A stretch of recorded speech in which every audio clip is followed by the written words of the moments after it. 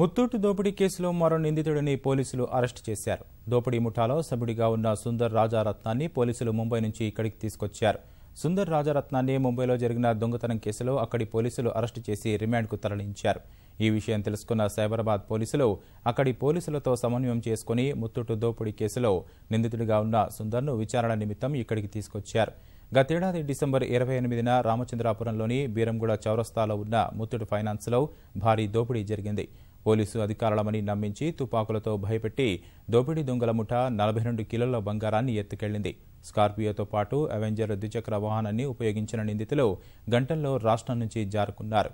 దోపిడీ కేసును సవాల్గా తీసుకున్న పోలీసులు 16 పోలీసు బృందాలను ఏర్పాటు చేసి ఇప్పటికే 8 మందిని అరెస్టు చేసి 3.5 కిలోల బంగారం స్వాధీనం చేసుకున్నారు. మిగతా బంగారం కోసం దర్యాప్తు కొనసాగిస్తున్నారు. సుందర్ రాజారత్నం పట్టుబడడంతో మిగిలిన బంగారం స్వాధీనం అవుతుందని పోలీసులు భావిస్తున్నారు. తుకారం గైక్వాడ్, రోషన్ కాలా అనే మరో 2 నిందితులు ఇప్పటికీ పరారీలోనే ఉన్నారు.